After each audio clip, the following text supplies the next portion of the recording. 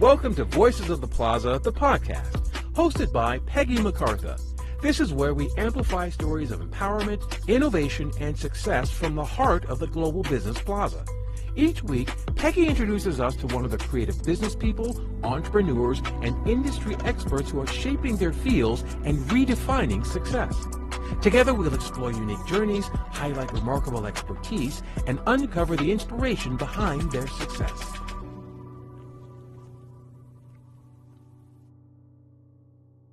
Welcome to Voices of the Plaza, and I am very excited to have Dr. Karen Moore with me today. I have just enjoyed getting to know what she does and her business and just all the things. So, Dr. Karen, introduce yourself and tell us a little bit about what you do. Thank you so much for having me, Peggy. I am Karen Moore, and I'm founder of the Color of Beautiful Media and Entertainment Group. And we redefine the standard of beauty for dark-skinned women of color, Black women and dark-skinned women of color. And we do that through film and poetry and theater and digital products. And I'm really just having a great time doing all of it. And the amount of creativity that you put into not just your films themselves, but the installations and all the different things.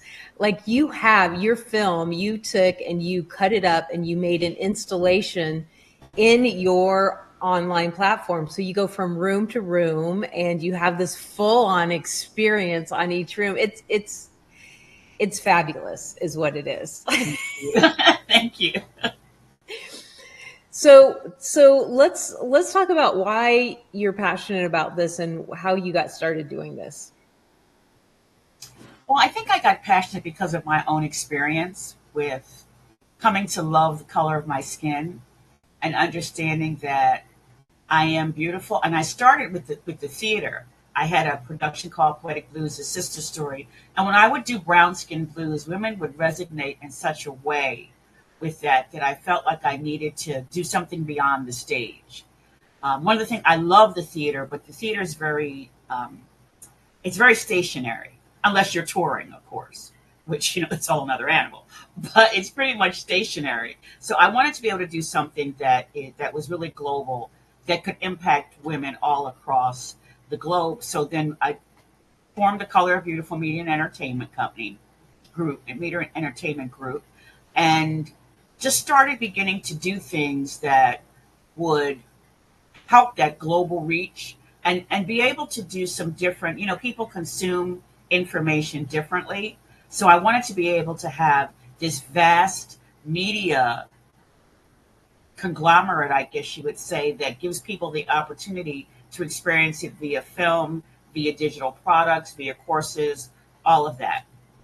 And that's what I was about to say. It's not just a film. You have worksheets. You have, Yes. ways to, really look inside and do that work with, all that healing and all of those things. Right. You have artwork that you make this beautiful artwork, and you just it's so just every direction. Like doesn't matter how you need to get this information, you have a way to get it. You have, all the different aspects of it. And I love that. And the other thing, you and I talked about this when we first met. You were like, well, what I do is for, dark-skinned women. And I was like, actually, it's not. People like me need to, Right. people that look like me, we're the ones that need to experience this. We need to understand, because it's all about education, especially right now in the United States. Yeah. Like, we need people that are standing up bold and strong, saying, this is what people look like. And the little remarks or the little comments that are made, those are actually hurtful and harmful to humanity. Right, exactly. And I think that, talking with you helped me understand in a lot of ways the broader scope, because I was so focused on helping dark-skinned women to feel beautiful that I was missing some of the greater impact that the work could have. in, like you say, and for people who are not dark skinned, Black women or women of color, and who aren't even people of color, to be able to understand colorism and how, like you said, what they say, different things that you say are. I just actually finished another short film called Pretty for a Dark Skinned Girl. And understanding that telling people pretty for a dark skinned girl is not a compliment. It's not a compliment. There's no exception to beauty. So we've got to understand some of the things that we're saying, and that there are hurt. Some of them are very hurtful, and that you have to be mindful of the language that you're using when you're talking about people of all races, of all genders, of all nations. Language is so very important, and we have to be so very aware of what comes out of our mouths. It really is. And when I was younger, my sisters are 9 and 11 years older than me. And my oldest sister used to always say to me, "You're pretty smart for a dumb little kid." And it carries that same thing when you say, "You're beautiful for," oh, Right. wow. You're smart for, or you're well spoken for, all of these things. It's Yeah. like, no, you're just well spoken. You're just beautiful. You're just smart, Right. period. Exactly. Because there is no for, there is no difference in the thing. And language is so important. And that's where so much hurt and ignorance comes in. And I think what you're doing is just shining a light on all of that for everyone. Yes, what you're doing is bringing amazing healing for women of color, but also men of color, and also education, so that the injury doesn't continue. That, Exactly. it doesn't matter what it looks like right now in America or anywhere else in the world, because America is not the only place that's going That's down right now. It just But seems it like it's a doesn't. big thing for us now. But that's true. It's not just here. It's not just here, but we need to understand that we are the majority, even though it feels like we're not. People that want to just love each other and understand each other's story. I think one of my main triggers is the whole, "Oh, I don't see color." No, you need to see color, because when I see your color, when I see, that's part of your story, and that allows me to understand and be enlightened and grow, because without diversity, we're so small. I'm so We're glad you so said weak. that. I'm really so glad you said that, because people also, when people say they don't see color, and I've pointed out to people, that means you really don't see me. If you say I don't see color, then you don't really see me, and you're erasing my history and who I am. Because I am a Black woman, and you can't look at me and not see that I'm a Black woman. I still don't even get that phrase, "I don't see color." I don't even understand what that means. And then that means you really don't see me.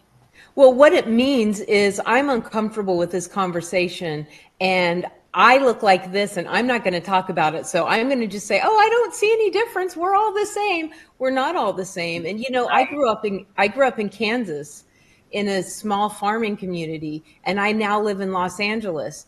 And even people that look like me, we have different experiences. So we Yeah. are all not the same, and we have to see each Right. other for all of the experiences that we are.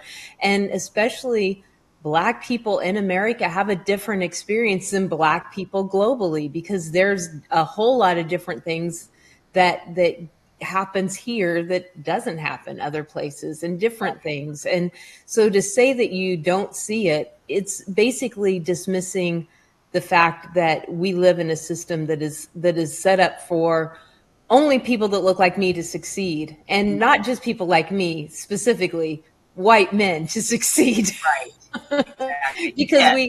we all know what women's rights are going right now. Right. but Exactly.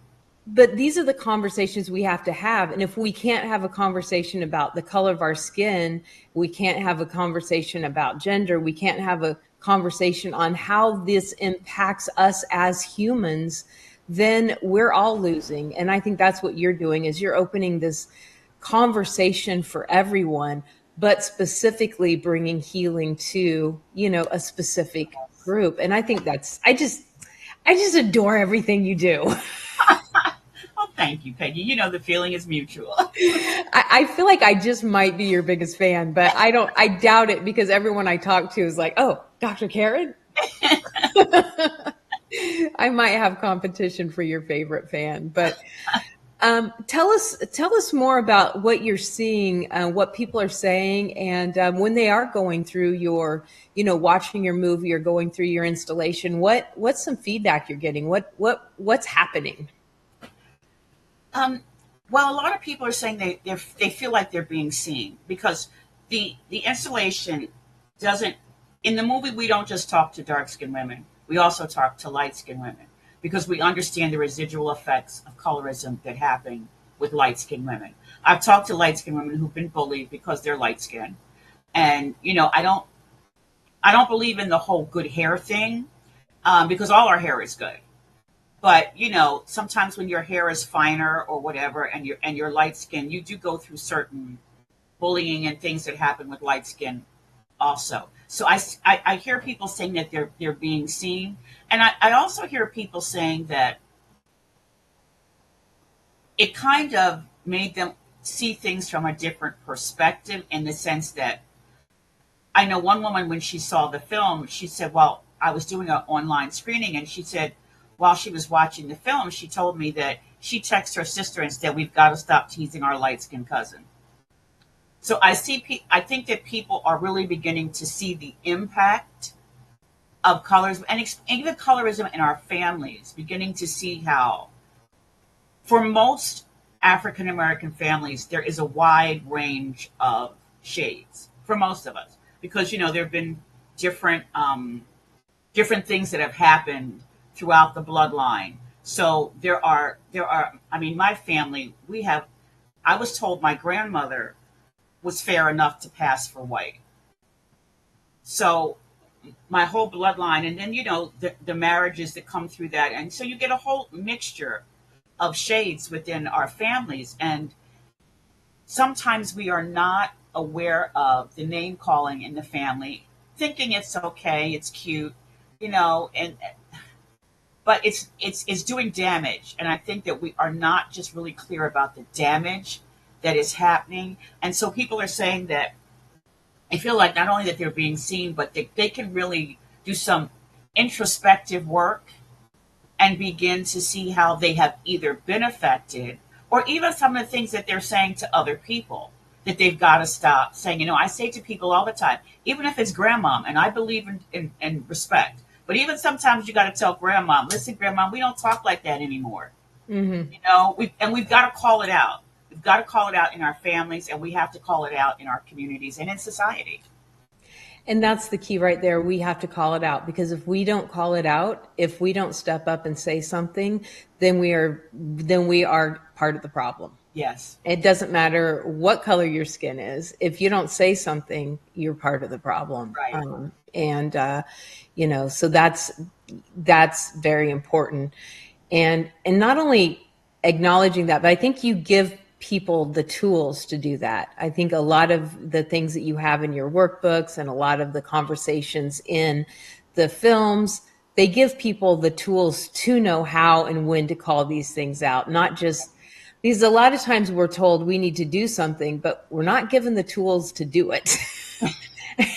That's true. And then sometimes we try to do what we think is right and we end up making a big old mess. Right. Exactly. So having those tools and having the vocabulary and having the knowledge and just, taking responsibility for your own self, I think is just so important. And I think that that's, just accountability. And I think that you really provide that in a really interesting way. Thank you. So you're like a big filmmaker now. You started out in theater, but you've made a lot of films, and so how did you end up? Was it just like, hey, I need this, so I'm going to learn how to do it, or were you always talented in this? How did that happen? Well, being someone who never backs down from a challenge, which is probably why we get along so well. Yes, yes, it is. I was asked to do a panel on colorism for African American women in cinema. And so Tara Renee, who's the founder, said to me, do you know any short films about colorism, or you could make one. So I was like, well, let's just make one. And so I did my first film, and still now, even so, I do a lot of things myself. So I did everything myself, and it was a great experience. It was a great experience. I learned a lot from that first film. That, of course, I knew come the second and third films that, you know, there are certain things you need to pay very close attention to. So I was able to do that when I went to making my other films. But so far, I've done two shorts this year, and I'm getting ready to do another one this year. That's and for people that don't understand, that's a lot of work. A lot of work. I've I've been a still photographer, a portrait photographer, a headshot photographer for 37 years. And even though I use the same tool as a filmmaker uses, I use that tool in a much different way. And everybody assumes, oh, well, you have a camera, you can do this. And about 7 years ago, I started helping because I do understand lighting and I do understand camera angles. So I just there was a need. So I was like, well, how hard can it be? It can be really hard.